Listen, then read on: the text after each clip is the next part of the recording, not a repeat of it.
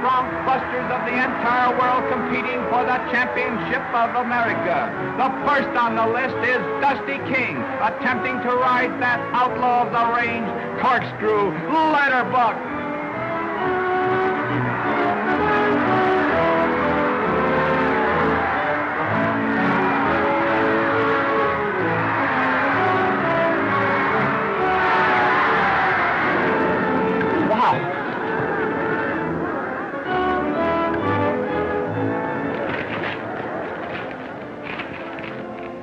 Dusty? No, I'm all right. Just an old groundhog. Say, anything I can do for you? No, thanks. Just arrested. And besides, you better save your strength. You may need it when your turn comes. Well, I guess it's up to me to save the day for the range busters. Okay, Buffalo Bill. You save the day, and I'll save a place for you right here. Oh, yeah? But don't you be surprised if I come home with a nice, shiny championship belt. Okay, Grace. All the luck in the world.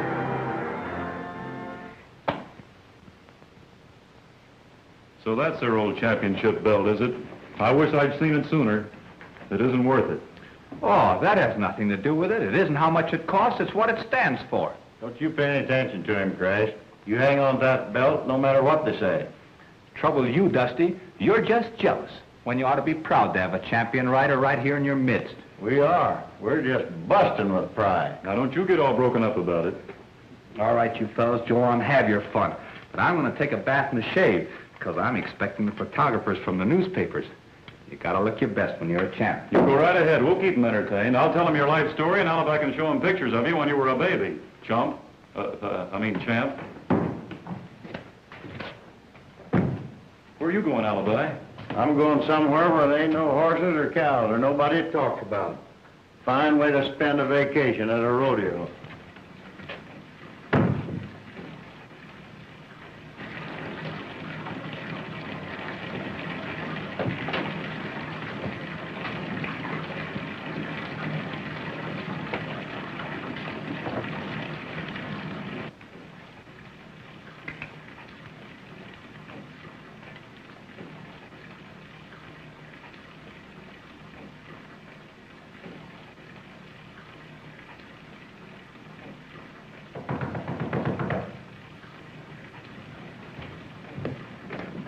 Oh, am I glad to meet you, champ. Well, now, don't get nervous, Now, it'll only take you a few minutes. Well, my, that's a nice piece of bric-a-brac you won there. Hey, yeah, it's a little hard to get used to, but I guess it'll do. Say, who's this for, pal? Oh, this is for the Current, the Arizona Current. I'm sorry I didn't get around to you at the rodeo. Oh, that's quite all right. I'm sure we can do a better job of it here. Tell me, champ, how do you feel? What's a little sore? Oh, I know. You must be all tired. Now, just back up there a little bit and just some kind of a pose, you know. Now, hold everything. Wait a minute. Oh, here we go. Wait. Ah, now then, move over that way. Now, back over this way. Now, come this way. Now, back up and give me lots of glamour. Hold it. Sure feel better when this is over.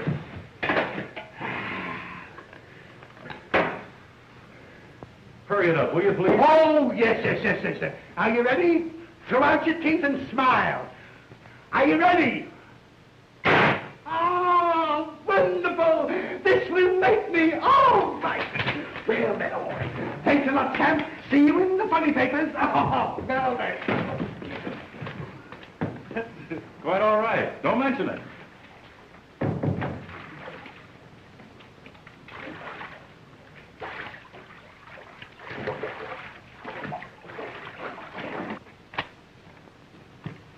Ha-ha! To Crash Corrigan from Matilda Dill. Looks like you fixed yourself up for life, Crash. A life sentence. I wish you'd keep your nose out of my affairs. I wish you'd keep your affairs out from under my nose. Hey. Hey. Huh? Oh. What is this? Isn't that funny? Look, Alibi. Dusty's showing off in my belt. Well, look, Crash, it was all a mistake. Honest it was. Why? Sure was. Says here, Crash Corrigan and championship belt awarded him as America's champion bronc rider. Oh, let me see that. You front page crasher. You snake in other people's belts. Now hold your horses, Crash, and give me a chance to explain this picture here. Well, looky here. Miss Maybelle Pembroke, June graduate, returns to Father's Ranch from New England Finishing School. How do you like that? Well, now, if it was Miss Maybelle that owned that ranch instead of old Matilda. She owns plenty ranch. Anyhow, her father does. Where does it say that? I know. Well, I've bounced her on the knee many a time. You have? Maybe he has. Could be. Of course, she wasn't old enough to know any better. Maybe 6, maybe 7. That was when I was top wrangler on her father's spread. Been a long time, has it? Yep, years. And you've never been back? No, never. I'm ashamed of you, Alibi. So am I. After the way old Pembroke treated you, gave you a job, food, and clothing. And what have you done to show you appreciation? Nothing, absolutely nothing. And even less. Oh, for shame, Alibi. For shame. Shucks, fellas. I never thought of it that way. What'll it do? You think I ought to drop him a line thanking him for what he's done? Oh, Alibi. That would be too cruel. And too hard to read, too. Well, what'll I do? Well, Alibi, let's, you and I go down there for a little visit, huh? Sure, let's drop down there and spend our vacation. All right. We'll go right down and see good old Jim and Maybelle. Maybelle. Oh, I get it. No, sir, you can't hornswoggle me. This time, I'm a-staying away from people who own cows and horses. All right, Alibi, you don't have to go if you don't want to. All you got to do is write me a letter of introduction. That's right, and just you tell Mr. Pembroke how long you've known me to be a good, law-abiding citizen. Who said anything about you? No, it's against my principles.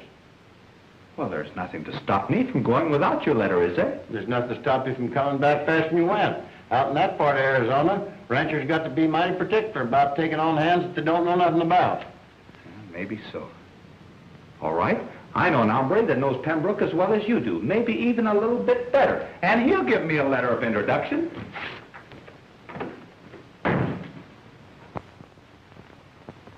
Dear Jim, Crash Corrigan, bearer of this letter, has been known to me for a long number of years. There's no cowhand that knows cattle better or can raise more havoc with horse thieves and rustlers. Regards, L.D. Bledsoe. I told you I'd get it. What do you aim to do with that letter, Crash? Frame it? Shucks, if I'd known that's what you wanted, I'd have written that kind of a letter. But I thought you was figuring on making a good impression on Maybelle. I was. Why? Well, a gal that's been educated in the East ain't going to go for a common cowhand. She's used to dudes. No, sir. If you ain't a dude, you ain't going to get no place with Maybelle. Alibi? Maybe you're right.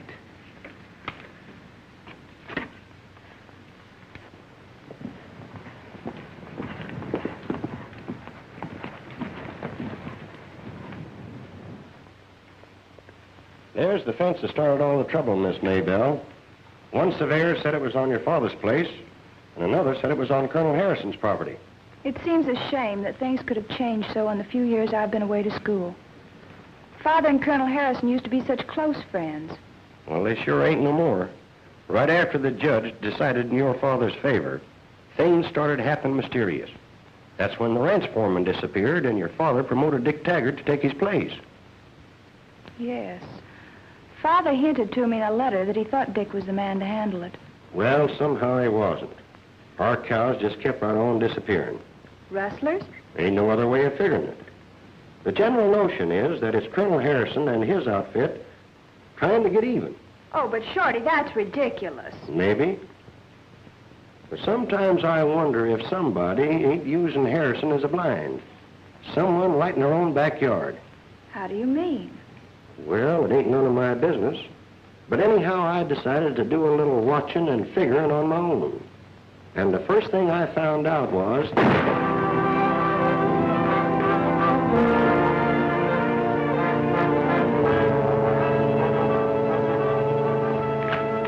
Shorty! Listen, Shorty!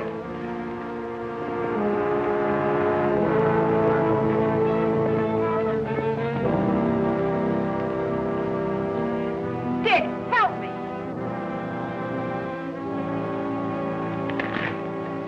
Shorty's been shot. Did you see who did it? Not to tell who he was. He rode off in that direction. Well, couldn't you tell what he looked like? No. Except that he was riding a horse with a white splotch on its hip. Are you sure? Yes. What's the matter, Dick? Well, the only horse around here with a mark like that belongs to Grover Harrison. But... Now, Dick. understand, Maybelle. I'm not accusing Grover. Somebody else might have been riding his horse. But whoever it was, his aim was awfully good.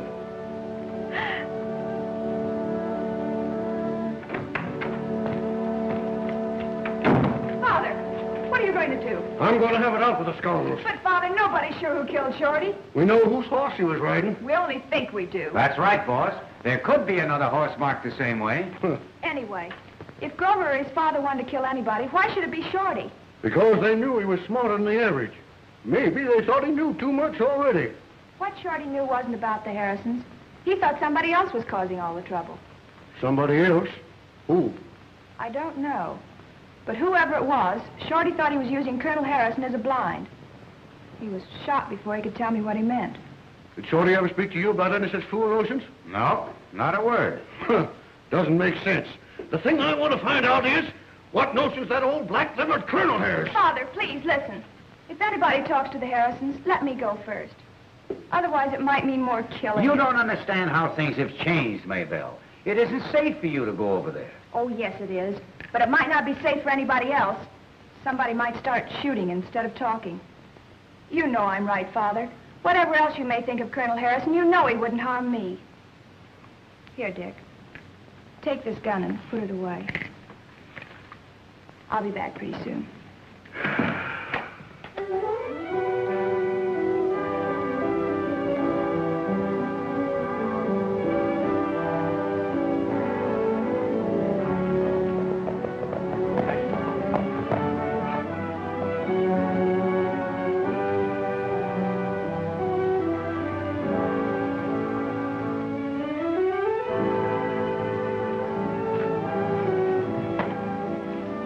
Maybelle, come on in.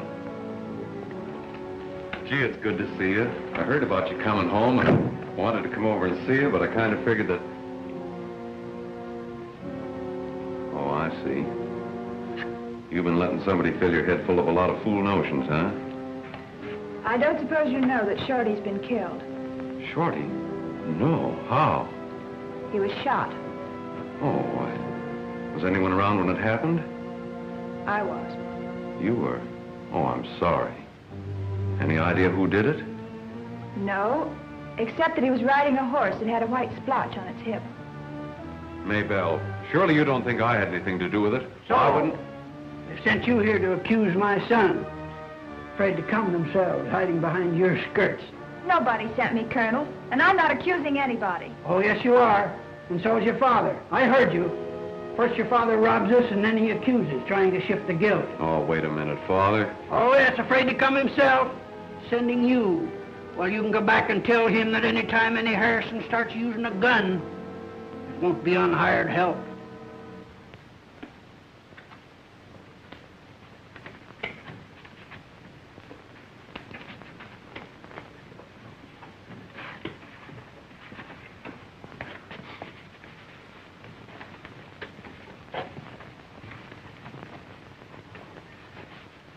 Good afternoon, gentlemen. Good afternoon. We wanted to ask you about that belt in there.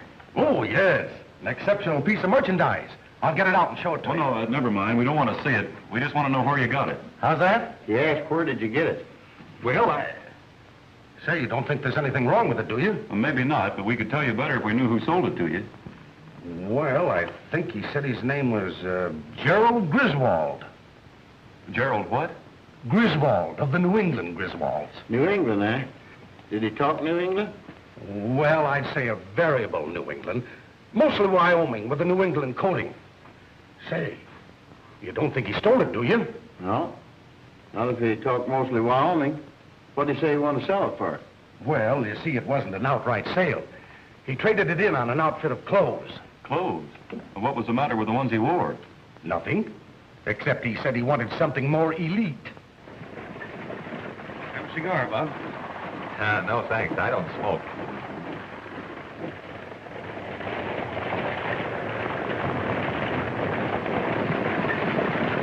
Oh, you're one of them book-writing fellers, huh? Yeah, all right. Yes, sir. Well, I'll be darned. I never thought I'd meet up with one of them critters. If it's an eye full of the Old West you're looking for, young feller, you're headed in the right direction. Yes, sirree, bub, you sure are.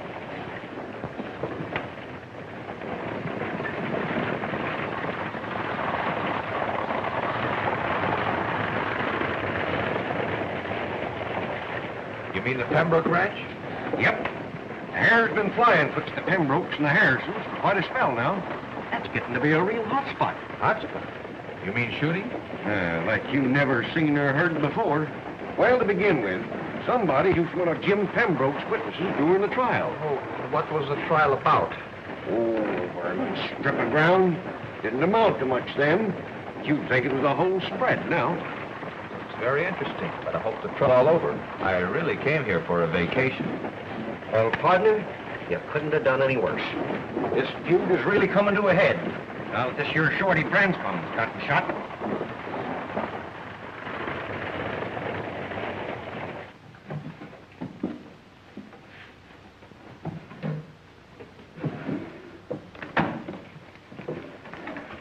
Looks like all he took was his razor and toothbrush. He didn't take this. What is it? It's that letter of introduction from Bledsoe. Oh, yeah.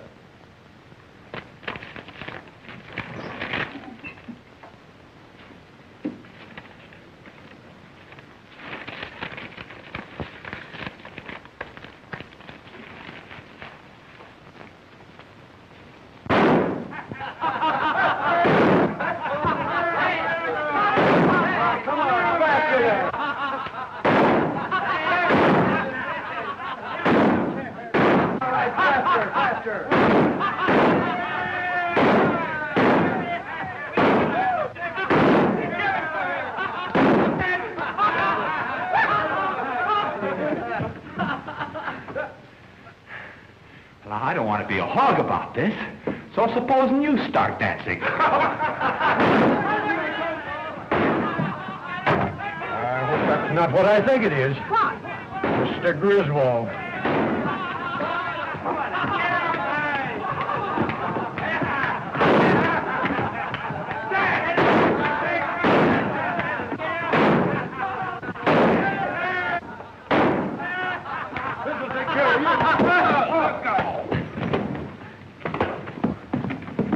Why, Mr. Griswold.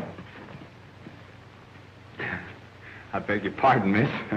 It's I who should beg your pardon, and shame for the community I live in. It's preposterous.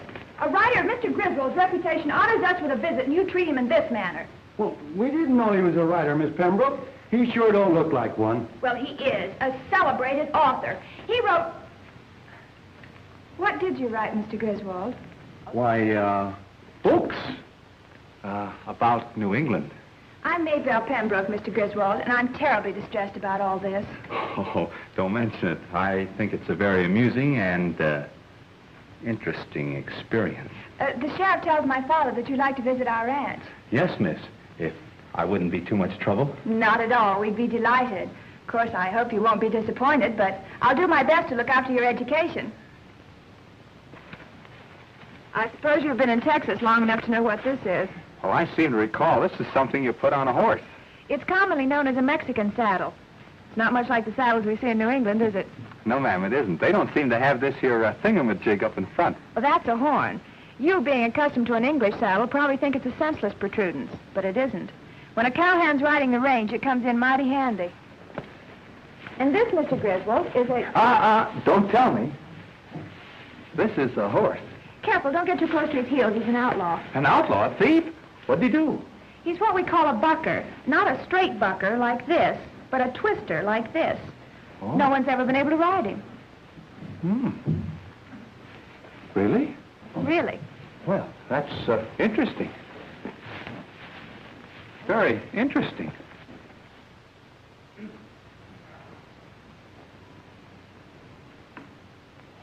Well, Corrigan, if you're as good as Lynn Bledsoe thinks you are, you'll be right useful. No horse thieves around here yet, but plenty of rustling.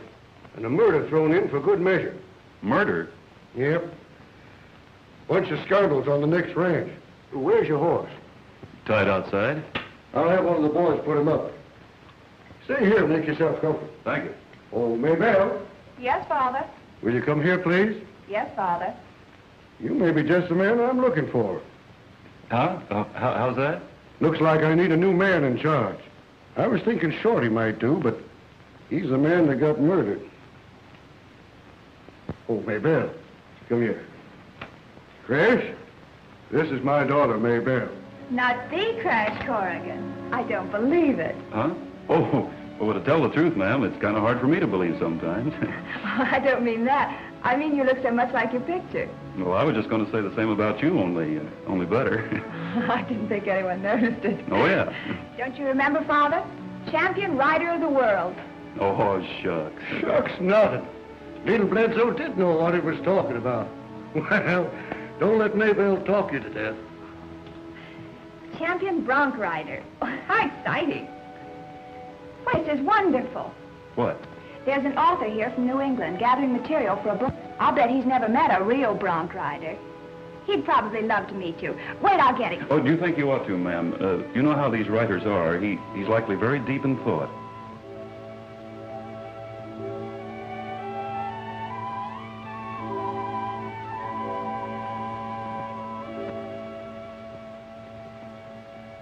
You don't mean Griswold, not Gerald Griswold. Why, yes, do you know him? No, I just heard a few things about him, that's all. Well, sit down and tell me about them. What sort of things did you hear about Mr. Griswold? Oh, just things. That? Well, you can't always go by what they say. Who? Oh, people and such. From what I gather, he's awful stuck on himself, tooting his own horn. You mean he's a musician? No, what I meant was that... Why, yes. I know for a fact. He's very musical-minded. Why, once in El Paso, they say he got up out of bed, in his nightshirt, mind you, just to listen to a Mexican serenade his gal. He got up in the dead of the night, went out on the balcony, and just stood there dreamy-like, a-listening. It's a wonder he didn't catch cold. Well, ma'am, you know he did. It was a-raining, that's what it was. It was just a-pouring down, and he paid no heed to it. I guess there's something to what they say. Music sure hath charms to soothe the savage beast. You don't say. Look, I'll bet I can get him in here in 2 shakes of a dogie's tail just by singing. Where is he? He's in his room down the hall. Now, you come over here and sit out of sight. You sit right here. Now, you just watch what happens. My, what a wonderful day. Oh, gee, what a wonderful day. There's music in the air, there's joy everywhere. Oh, gosh, what a wonderful day.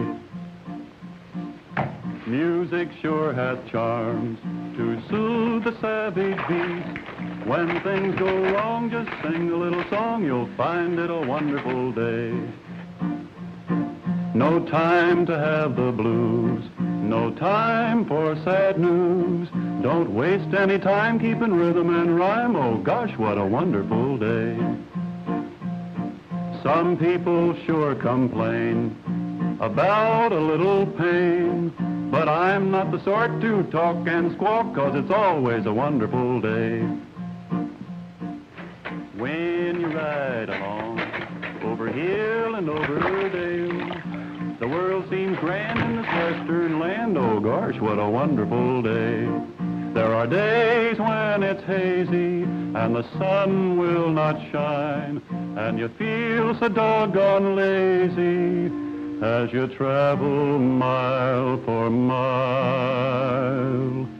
When the day is gone and you find your place to rest, pretty soon it's dawn and you start along on another wonderful day.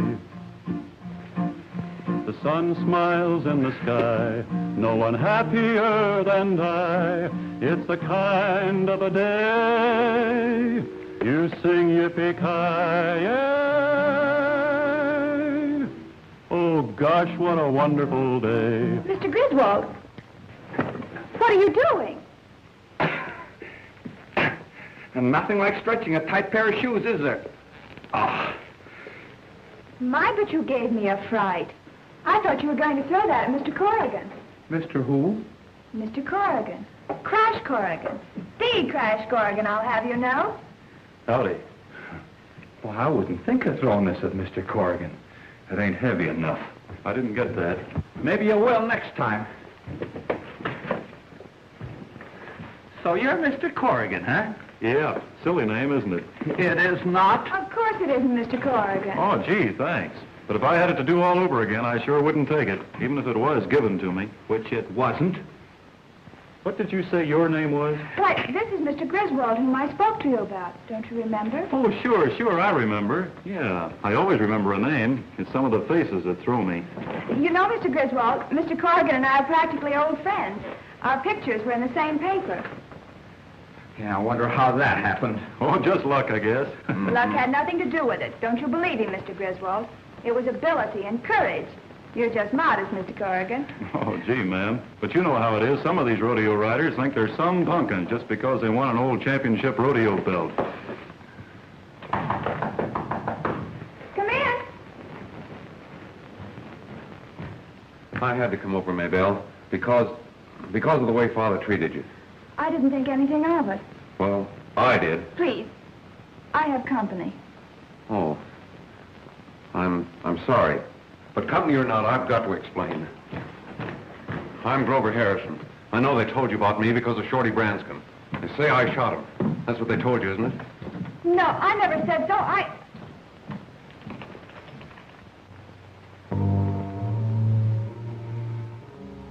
Get out of here, Harrison. Not until I've had this out. You I don't... heard what he said. Grover, Never mind. what's the matter with this valley? Has everybody gone insane? What's a line fence or a ranch or all the cattle on it? I don't know, Maybelle, except that a couple old men insist on acting like children. I'm sorry I came. Just a minute, Corrigan. Well, oh, yes, sir. Beginning tomorrow, you're my ranch foreman. Does that mean that I'm fired? Sounds that way, doesn't it? If it's because of what just happened to young Harrison, he asked for it. He wasn't asking you.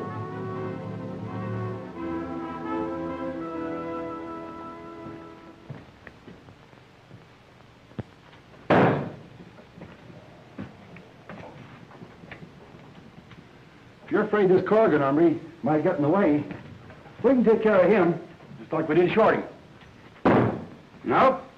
It might look suspicious, so soon after him taking my place. It looks like we'd better start working on the other side of the fence. I don't know about that. The Colonel's got his cows guarded pretty closely. Maybe we could take his mind off of his cows for a while. How? Well, supposing somebody did away with his kid. He'd be mighty mad, wouldn't he? Yeah, he'd be hopping mad. Instead of guarding his cows, he'd take his outfit over the fence and clean out the Penbrooks. Yep, I imagine he would, but how do you figure something's going to happen to the kid? Since he lost his appetite over that Penbrook girl, he's got in the habit of going for rides alone.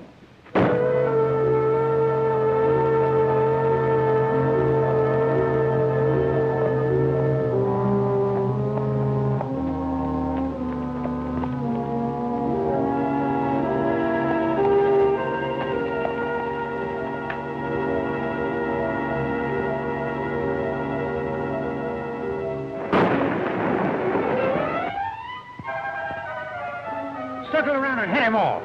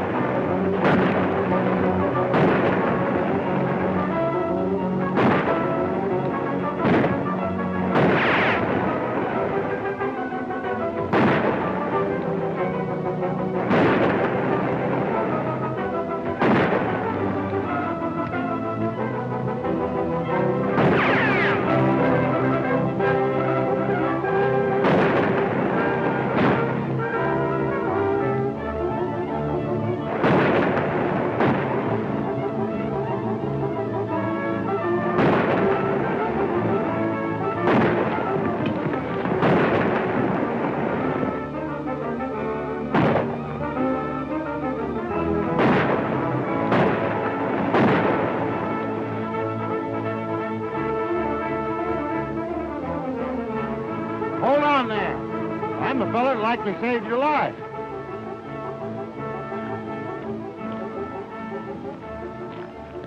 Who are you?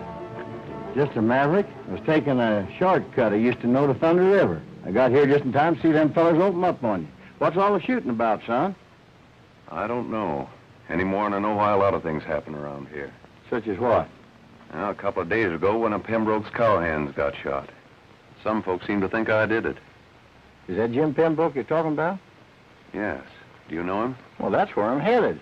He used to be top wrangler there a long time ago. It must have been awful long ago, or I'd remember. You been around here quite a spell? I was born and raised here. It's all part of my father's spread. Then you're a Harrison. Yeah? You must be little Grover. I reckon I was little once. Well, then take another look. You ought to remember me. I bought you your first bag of marbles, an even dozen glasses, and an egg of toast. Alibi. Alibi Terhune. Right. Say, about this cowhand just talking about getting shot. Did you say he's one of Pembroke's outfit? Yeah. Shorty Branscombe. Must have come after you left. I don't see why any Pembroke would think you did it. Well, there's bad blood between the two outfits now, Alibi. Well, I'm sorry, Grover. Especially on account of this being October. And close to Maybelle's birthday. Remember? Yeah. The Halloween birthday party. And she's having one this year. I guess I'll have to miss it. There's not much visiting between the two spreads nowadays. Alibi, I wish you wouldn't say anything about this shooting that took place. It'd just get the two outfits suspecting each other more than ever. Well, all right, if that's what you want. Yeah.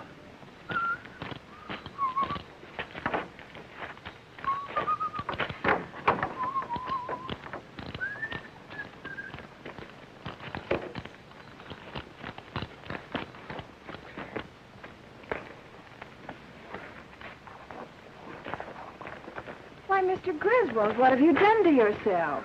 Oh, hello. Well, I thought I could get more of the feeling of the Old West if I dressed like the other mavericks hereabouts. How do I look? Not bad for a maverick. Why don't you get Mr. Corrigan to give you some lessons on handling the rope? If a common cowhand can do it, I can. Why, Mr. Griswold, that sounded positively snobbish. Oh, I didn't mean it the way it sounds. Forget it. Here, let me show you. You merely swing your loop. There. See how it's done? Yes, ma'am, I think so. Let me see you try it. All right. Now, you hold the loop in the right hand. Like The this. coil in the other. Yes, that's right. Well, try anything once. Let me see you swing it now. Like this, huh? That's right. Hey! Hold still, and I'll try to get us both out of this. Yippee! I was trying to teach Mr. Griswold how to throw a loop, and he got us all tangled up. For a fellow that's got a book to write, he's sure wasting a lot of time. Well, I never start writing until I've gathered all my materials. Yours use a rope to do it? Oh, no. Sometimes one thing gives me an inspiration, and then sometimes another. Maybelle, Yes, Father? come on in the house. I've got a surprise for you. All right. I'm afraid I have to go. Mr. Corrigan, why don't you teach Mr. Griswold a few rope tricks? He's very anxious to learn. Glad to, ma'am. Now then, Mr. Griswold. Listen, King, there's just one trick I'd like to see you do. Yeah? What's that? Hang yourself. Hey, Crash. Yeah? Come here. Do you see what I see? Those are Alibi saddlebags. Sure enough. We better find out what he's up to. You know who that is?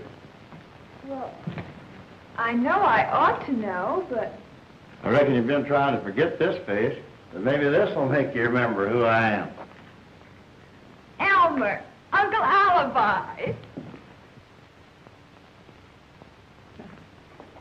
I suppose the line forms to the right. Elmer, you know what they say. Last but not least. Whee! Together again, Maybelle, at last. We must never part again. Never. Shall I knock on wood? Some other time, it gives me the headache. How long are you going to be with us, Uncle Alibi? Well, we came for your birthday. You remembered after all these years? Sure have. How could we forget? How could I forget? After all, you did carve the date on my chest. Let me have Elmer. You sit down and make yourself to home. We thought we might get invited to another one of them Halloween birthday parties. Well, I hadn't made any particular plans for this birthday. But since you're here, there'll be a Halloween birthday party, and you're invited. And I'm inviting you to stay on for a spell. What I need is somebody reliable to give sound advice. Just took on a new foreman, a young fellow recommended by Lynn Bledsoe. Maybe you've heard of him. Name's Corrigan. You don't mean that warbling cowpoke? Yes, he does sing. Do you know him? Not personal. Well, I've heard certain rumors. Bledsoe thought he was all right. Oh, yeah. Yeah, he is, as far as knowing cows and riding range is concerned. But I'm thinking about Maybelle. I wouldn't want anybody to break her heart. Oh, I think I'm old enough to take care of my heart, Uncle Alibi. Why? According to what they say, if all the hearts are scooped up that Corrigan is broke, it overflow a hay wagon. I have a notion you never heard what happened down in El Paso. No, what? Well, folks say it almost came to murder. All on account of a black-eyed senorita. Him fighting over her with another fella, a dude named Griswold.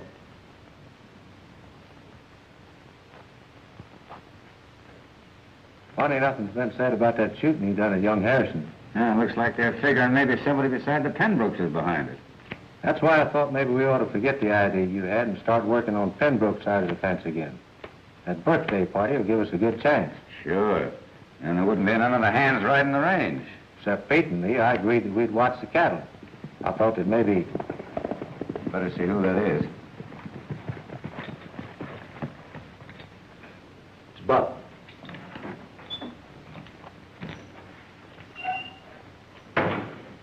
Well, what's up? A buyer from Fort Worth just made a deal with that bunch of fatted beef on Harrison's North Range. So? So, play the black 8 on the red dime. Oh, yeah, thanks. Well, what else?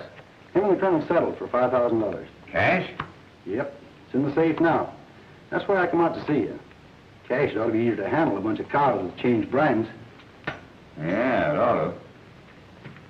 Hey, I like Buck's idea better than yours. Providing we can find a way to get to the money. Well, a half a stick of dynamite and blow that old safe in two. Providing everybody's moved off of the place so we can get to the safe. Maybe they will. Maybe we can rig up a little party of our own on Maybelle's birthday. Old MacDonald had a farm, E-I-E-I-O, and on this farm he had a chick, E-I-E-I-O. With a chick, chick here, and a chick, chick there, and a here, chick there, chick everywhere, chick, chick. I'll let you out, Mr. Pembroke. Old MacDonald had a farm, E-I-E-I-O. Old MacDonald had a farm, E-I-E-I-O.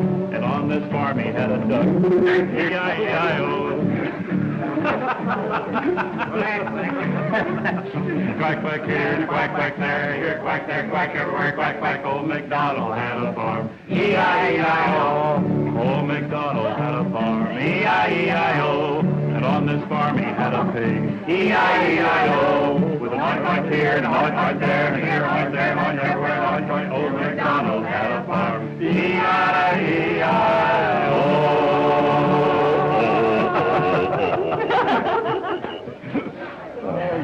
Mr. Corrigan, with a voice like that, you ought to go on the stage.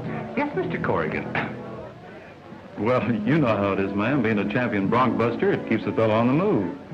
Traveling from one rodeo to another, defending his title and stuff. Yes, I suppose it does. Then I imagine you must have been in El Paso at one time or another. Well, now, I wouldn't be a bit surprised if it was, ma'am. As I said, a fella keeps on the move. I imagine it keeps you very busy between breaking broncs and breaking hearts. Well, not so busy that I... Did I hear you say that he... You did. Oh, you did? Well, now, you can't believe everything you hear, now can you? I can. Oh, you can? Well, besides, there's a lot more Corrigans around, you know. No, I don't. No? No. Oh. Have an apple?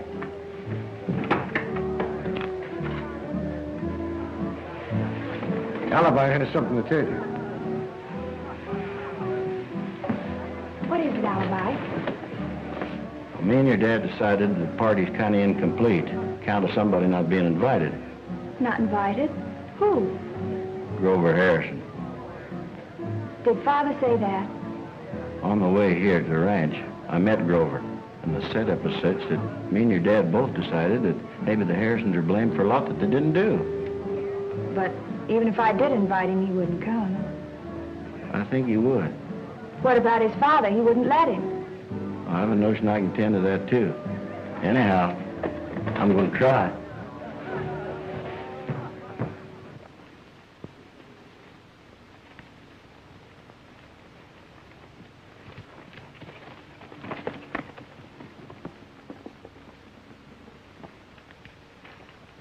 Oh, I guess I'm just upset about missing Maybelle's birthday party. But just the same, there's something behind all this fighting business that nobody knows about. We know we didn't kill Shorty, and it don't stand to reason the Pembroke outfit would. That means that somebody or other's just... A couple of Pembroke cowhands stampeded the cattle out of the East Range. How do you know? See a bullet hole? That's how. Chuck's giving them battle out in the rocks along the line fence. Hurry up, round up the hands.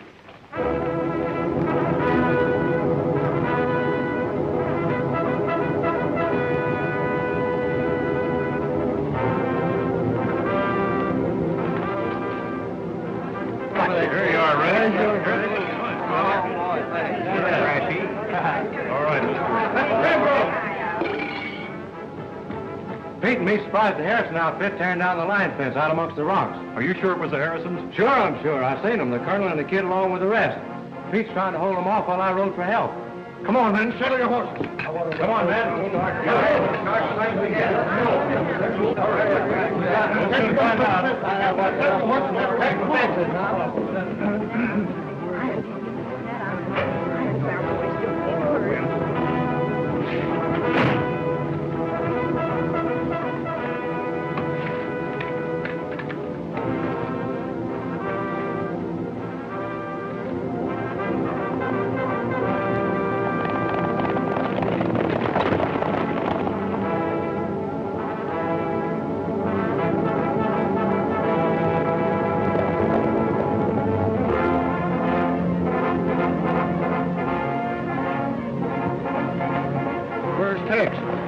He must have gone ahead. Come on.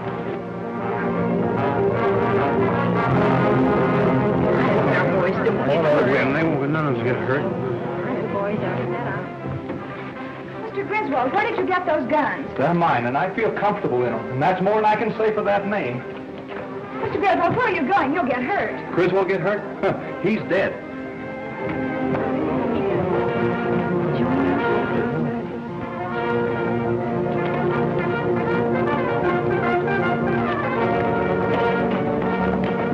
Did you see that? I seen it, but I can't believe it. That was no dude rider from Boston. Why, that mount was worthy of Crash Corrigan.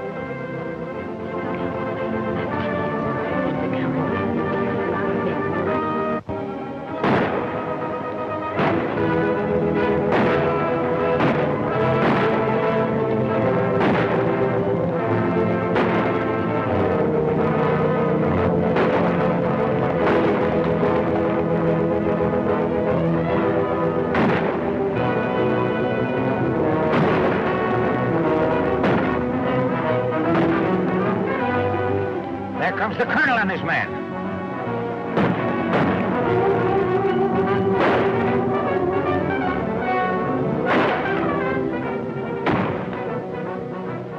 I'm ducking out of here. You do the same as soon as the others take over the firing. When we get the money, we'll meet you and Chuck at the hideout.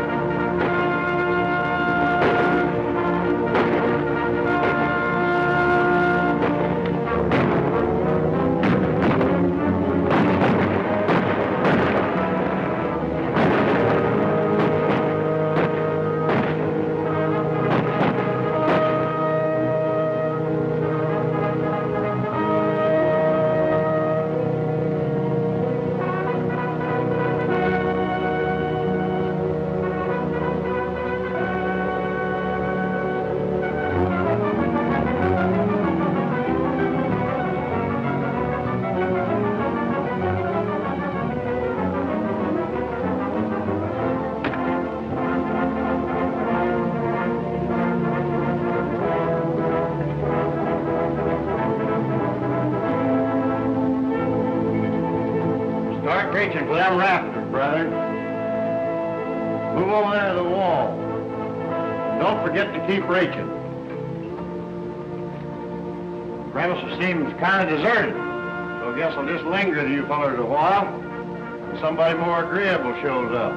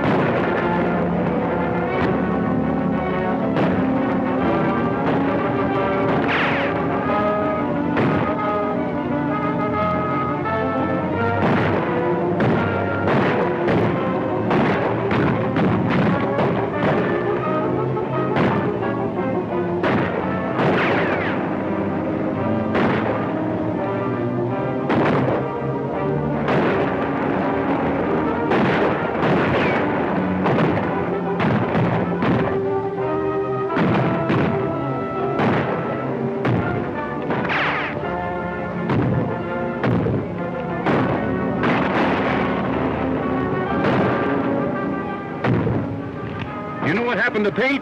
No, why? It's kind of funny that the two fellas that started this fight aren't around. Tex never did show up, and now it looks like Pete's run out. You know, I've been notion to go over to the other side and do some questioning. Hold your fire, boys, till I tell you to open up again. Colonel, you skin flint, can you hear me? Yes, you concerned old cow thief. What do you want? Are you willing to call a truce? What for? My new foreman's on his way over there for a powwow. I'll tell him come on over and speak his piece.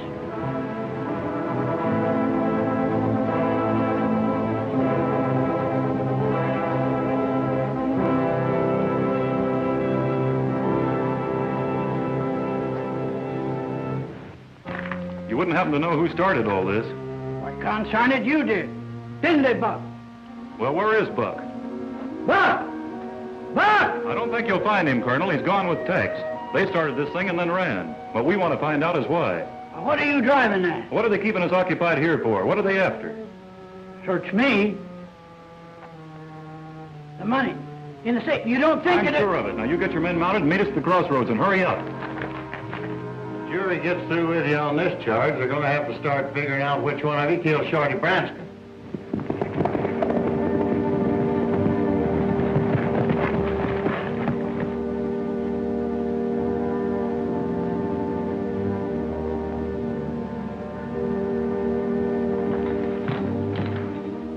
I knew somebody'd come along if we're just patient enough. Well, I reckon you fellas better get ready to march. Drop that gun. You're the one that's going to march.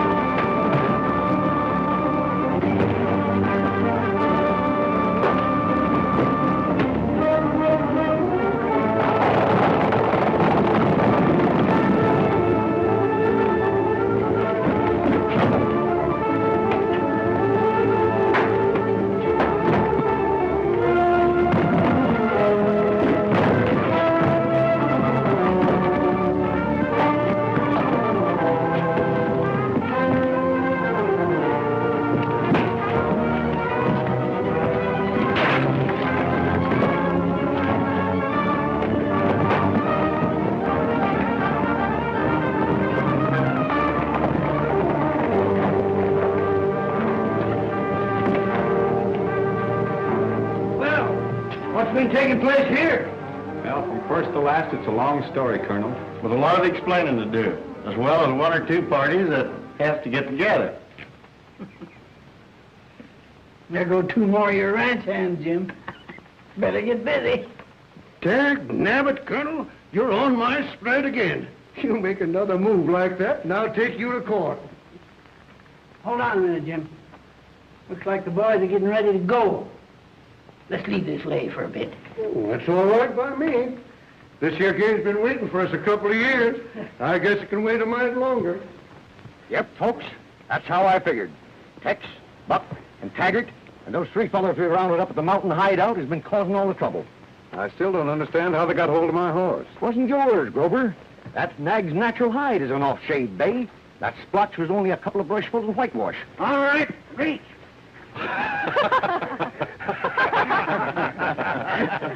Thought you'd make a getaway, huh? Yeah, trying to sneak out on us, old codger.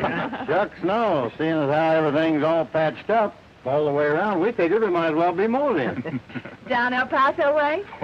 Better ask Alibi. That's his story. Yep, and we're stuck with it. Well, so long, everybody. Goodbye, Uncle Alibi. Goodbye, Maybelle. Goodbye, Mr. Corrigan. Goodbye. Aren't you taking Mr. Griswold with you? No, sir. We're leaving him with you.